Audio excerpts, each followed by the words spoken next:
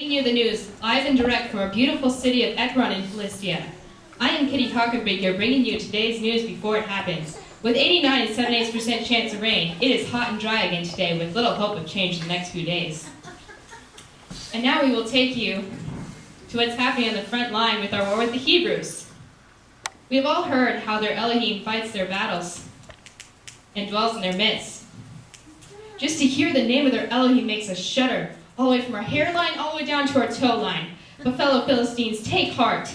Saul and his men are scared to death when our armies advance.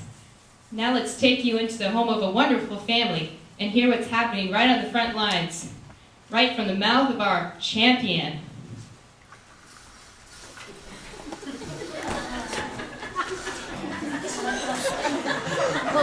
This is a distinguished-looking fellow. What's your name, sir? Mr. Anik. What do you think our chances are of winning the war, Mr. Anik? Very well. Why do you say that? They say that one of our contacts behind enemy lines that King Saul have been disobedient, and their Elohim have forsaken them, and they're fighting against them. So the city will surely win this war. Now that's exciting news. Thank you, Mr. Anik. And what's your name, charming lady? Mrs. Anik. Mr. Anik, fine. And what do you think about the war, Mrs. Anik? Oh, I'm so frightened. My little son is always on the front lines, and it's hard to tell when the dreadful Elohim might wake up and come bursting forth and devour us all. Oh. Now, Mrs. Anik, get a hold of yourself. Anyone that has studied history knows that Israel's Elohim does not forsake them forever, but is watchful over them. Oh, my poor child! Is this the guy you refer to as a poor child? My, but he's a handsome devil. As a man of war, he makes General Eisenhower look sick. What's your name, soldier? My name is Goliath, Anak's son. I've been chosen to be the best warrior of all Philistines, in Israel too. Whenever I go among them sheep, they run like a wolf is among them. Cowards, chickens, sheep, if they don't send anybody out to fight me tomorrow, I'm going to go into their camp and wipe them out. I can hardly wait. And whenever they're all dead, if I see their Elohim running around anywhere, I'm going to get him too. I bet their Elohim never expect to see anybody like me. Thank you, Goliath. Now that, folks, is one of our great warriors. I'm sure you'll agree with me that we have those Hebrews in a bag. That's all the news for tonight, folks. Tune in again tomorrow as I bring you the morning news.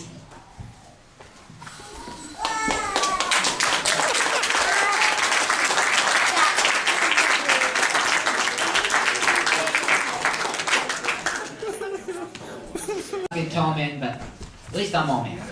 Right. And Saul and the men of Israel were gathered together, and they pitched by the valley of Elah, and they set the battle in array against the Philistines.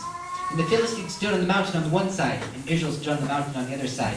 And there was a valley between them. And there went out a champion out of the camp of the Philistines, named Goliath of Gad, whose height was 6 feet, 6 cubits, and a span. I'm not used to this. Different height, feet. Right. And he had a helmet of brass upon his head, and he was armed with a coat of mail.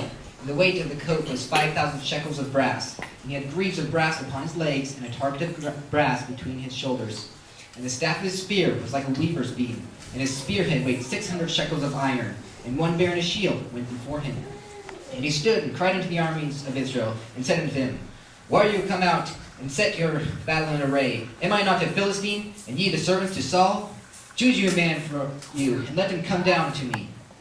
If he be able to fight with me and to kill me, then we will be your servants. But if I prevail against him and kill him, then ye shall be our servants, and serve us. And the Philistines said, I defy the armies of Israel this day. Give me a man that we may fight together. When Saul and all Israel heard these words of the Philistines, they were dismayed and greatly afraid.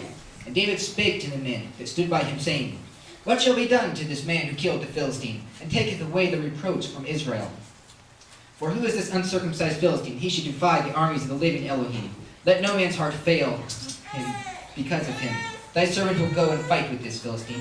And he took his staff in his hand, and chose him 5 smooth stones out of the brook, and put them in his shepherd's bag which he had, even in a scrip.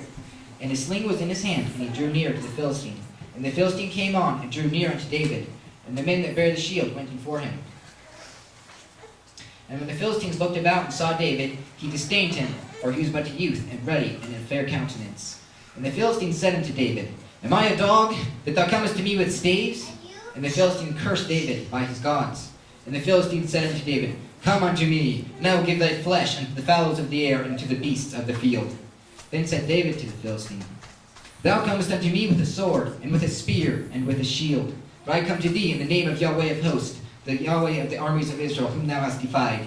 This day will Yahweh deliver thee into mine hand, and I will smite thee, and will take thy head from thee. And I will give the carcass of the host of the Philistine this day unto the fowls of the air, and to the wild beasts of the earth, that all the earth may know that there is an Elohim in Israel.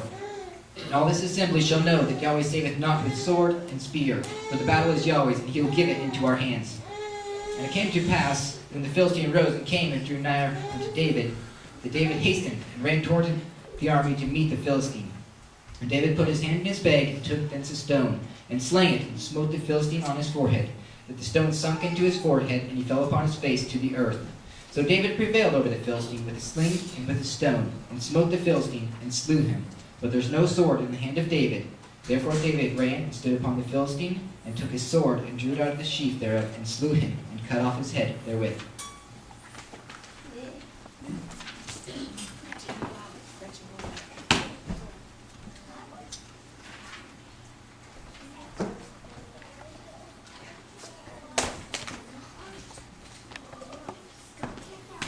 This is Kitty Hockenbeaker from Are You OK, bringing you the news.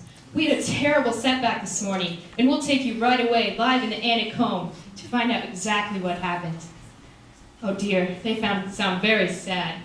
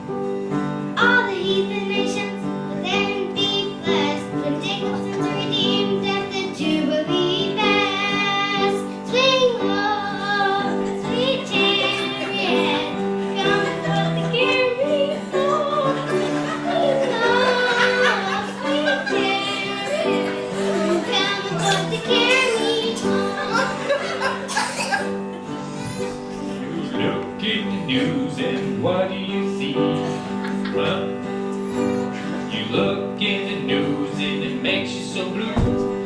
Enemy is coming, are coming after you. They take all your wealth by usury. Now they want your soul in humble slavery. Sweet Lord, sweet chariot, come on and carry me home. Sweet Lord, sweet chariot, come on and carry me home. Blow the trumpet in Zion with the mighty blare. You sons of Jacob, get off your rocking chair. Break their yoke from off your neck. Yahweh will do to them like he's done to old Anak. Sweet Lord, sweet chariot, coming for to carry me home. Sweet Lord, sweet chariot, coming for to carry me home. Coming for to carry me home.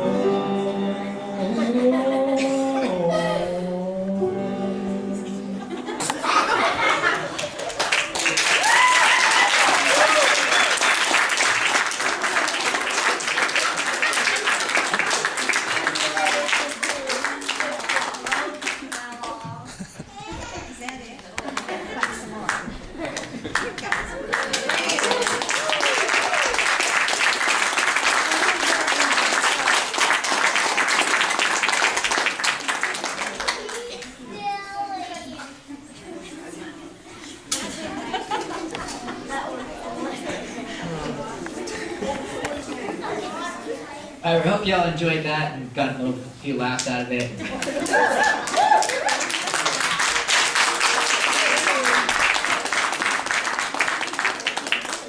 But most of the recognition actually goes to Opa. For years ago, they did this play and he wrote it. And so it's not the first time it's been played. Back a few generations back, the teenagers did somewhat the same thing. So give Opa a hand.